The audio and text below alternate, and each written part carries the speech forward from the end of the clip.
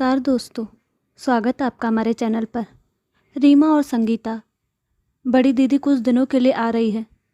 तुम तो उनकी आदतें जानती ही हो, तो थोड़ा ध्यान रखना। विमला जी ने अपनी दोनों बहुओं को शाम को चाय पीते हुए सूचना दी। बड़ी बुआ फिर आ रही है, अब तो बड़ा संभल कर रहना होगा। बड़ी बहू संगीता ने कहा। क्यों दीदी? छोटी बहू रीमा ने पूछा। रीमा रानी, असली सास कैसी होती है वो तुम्हें अभी पता चलेगा, संगीता ने कहा। संगीता, विमला जी ने बीच में ही टोकते हुए कहा। अपने से बड़ों के लिए ऐसा नहीं बोलते। अपनी देवरानी को डरा क्यों रही हो? मम्मी जी, डरा नहीं रही, बस सतर्क कर रही हूँ, संगीता ने कहा। संगीता, दीदी तो शुरू से ही ऐसी ही रही है। जब तक इधर की उधर ना करे उनका खाना ही नहीं पचता। सास बहू जेठानी देवरानी के मध्य जहर घोलना उनका शगल रहा है। विमला न चाहते हुए भी कहती है। विमला का स्वयं का तो यही मानना था कि बड़ों का सम्मान उनके बड़प्पन के लिए होना चाहिए। अगर बड़े अपना आचरण ऐसा रखेंगे तो फिर उनका सम्मान कैसे किया जा सकता है। लेकिन फिर भी वो अपनी बड़ी ननद का पूरा सम्मान करती थी। ऐसा ही वो अपनी बहुओं को भी सिखा रही थी। दीदी और मम्मी जी, आप दोनों ज़रा भी फिक्र मत करो, मैं बुआ जी की बातों में नहीं आऊँगी, रीमा ने कहा। विमला की छोटी बहू रीना कामकाजी थी, वहीं बड़ी बहू संगीता ने पूरे घर की जिम्मेदारी अपने कंधों पर ले रखी थी। विमला जी की समझदारी से घर में अभी भी सांझा चूल्हा था। एक दूसरे की छोटी छोटी बातों को अगर इग्नोर करना सीख लिया जाए तो ज़िंदगी की गाड़ी पटरी पर बड़े मज़े से दौड़ती है। विमला जी ने घर पर एक 24 घंटे के लिए घरेलू सहायिका भी रखी हुई थी। उसका वेतन छोटी बहू रीमा देती थी और घर खर्च के लिए विमला जी अपने दोनों बेटों से हर माह बराबर पैसा लेती थी। छोटी बहू रीमा अगर ऑफिस से आते हुए घर के लिए कुछ सब्जी राशन आदि लेकर आ भी जाती है तो विमला जी उसके लिए उसे अलग से पैसे दे देती हैं। उनका मानना है कि संयुक्त परिवार में किसी का भी शोषण नहीं होना चाहिए और न ही किसी को अनावश्यक प्राथमिकता और महत्व मिलना चाहिए। विमला जी छोटी बहू रीमा से न तो कभी उसका वेतन लेती थी और न ही कभी हिसाब किताब पूछती थी। सुबह के नाश्ते और खाने की जिम्मेदारी संगीता की थी और रात के खाने की जिम्मेदारी रीमा की थी। विमला जी सब्जी काटना, दूध लाना, घरेलू सहायिका को दिशा निर्देश देने जैसे कार्य करती थी। रीमा सुबह जल्दी उठकर संगीता की मदद भी कर देती थी। संगीता के दोनों बच्चे जब पास्ता नूडल्स आदि नाश्ते में खाना चाहते तो वो रीमा ही बनाती थी। रीमा अपनी इच्छा से कभी कभी बच्चों के लिए बाहर से भी कुछ खाने के लिए ले आती थी। रीमा घर के काम और उसे करने वालों को पूरा सम्मान देती थी। रीमा कहती थी कि हम घरेलू कार्यों को कमतर रखते हैं और घर के कामों में मदद करने वालों को बहुत ही कम भुगतान करते हैं। अगर हम उन्हें उचित भुगतान करेंगे तो घर के कामों को भी पूरा महत्व मिलेगा।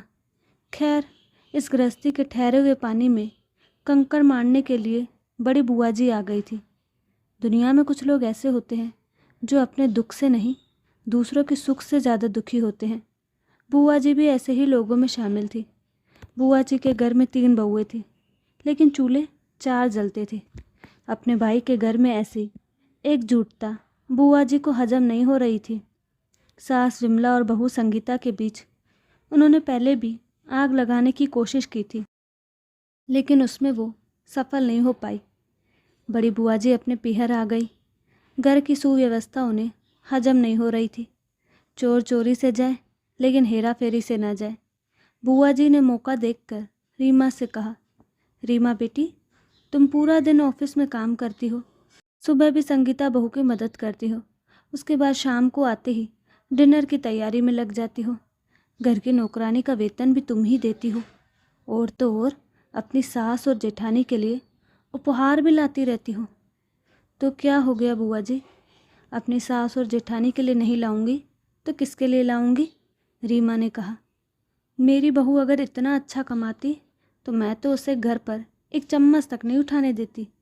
फिर तुम तो नौकरानी का खर्च भी उठा रही हो, बुआ जी ने कहा।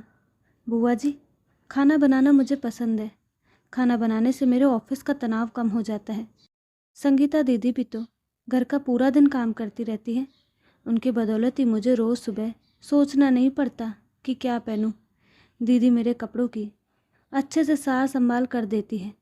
घर पर आने वाले मेहमानों की देखभाल कर लेती है। मैं एकदम बेफिक्र होकर अपना काम कर पाती हूँ। अगर परिवार में कोई थोड़ा कम ज़्यादा काम कर ले या खर्च कर ले तो क्या फ़र्क पड़ता है। मैं तो कहती हूँ कि आप भी अपने घर पर इन चीज़ों को लागू करके देखना। रीमा ने कहा। रीमा बेटी, मैं तो तेरे भले के लिए ही कह रही थी, बाकी मुझे किसी के घर से क्या मतलब, बुआ जी ने झेपते हुए कहा।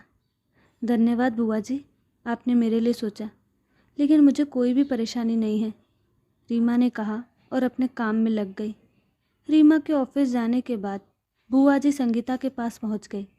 संगीता बेटी, पूरा दिन अकेले घर का काम करते करते तो कितना थक जाती होगी ना, बुआ जी ने संगीता के सिर पर हाथ फेरते हुए कहा। थकान कैसी, अपने घर का काम ही तो कर रही हूँ और अकेले कहाँ रहती हूँ। मम्मी जी, रीमा और शांति दीदी सभी लोग तो मेरी मदद करते हैं, संगीता ने कहा। नहीं बेटी, रीमा तो महारानी है, काम करती कहाँ है, छू भर देती है। और शांति तो रीमा की ही चमची है, उसी के आगे पीछे घूमती रहती है। जिसका खाएगी उसी का ही तो गाएगी। तेरी सास को तो सालों से जानती हूँ, बुआ जी ने अपने शब्दों में कुछ अतिरिक्त शक्कर घोलते हुए कहा। वैसे भी बुआ जी, जैसे लोग बातों के बादशाह होते हैं, ऐसे लोगों को आग लगाने के लिए घी तेल की ज़रूरत नहीं पड़ती। ऐसे लोग हमें घर, ऑफिस, हर जगह मिल जाते हैं। इनसे हमें ही सतर्क होकर रहना चाहिए। बुआ जी, रीमा सुबह नाश्ते की पूरी तैयारी में मेरी मदद करती हैं, सबके लंच बॉक्स पैक करती हैं। घर के पुरुष बाहर नौकरी करते हैं तो घर का एक काम भी नहीं छूते। रीमा नौकरी भी करती है और घर का काम भी। शांति को तो हमने ही कह रखा है कि जब रीमा घर पर हो तो उसके कमरे की साफ सफाई आदि कर दिया कर। रीमा अपने सामने अपना कमरा साफ करवा लेती है तो सही रहता है। मम्मी जी जैसे सुलझी हुई सास तो मिल ही नहीं सकती। संगीता ने अपने शब्दों से बुआ जी की बोलती बंद कर दी थी।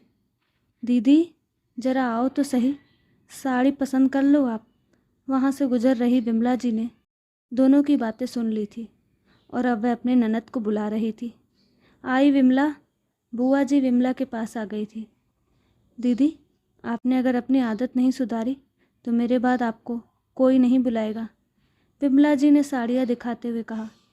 क्या मतलब है तेरा, बुआ जी ने अनजान बनते हुए पूछा। दीदी, मतलब आप समझ गई हो। हम बड़े हैं तो हमें बड़ों के जैसा व्यवहार भी करना चाहिए। हमारे व्यक्तित्व में अगर चालाकी और कुटिलता होगी तो छोटे हमारा सम्मान क्या करेंगे, विमला जी ने दीदी की आंखों में देखकर कहा।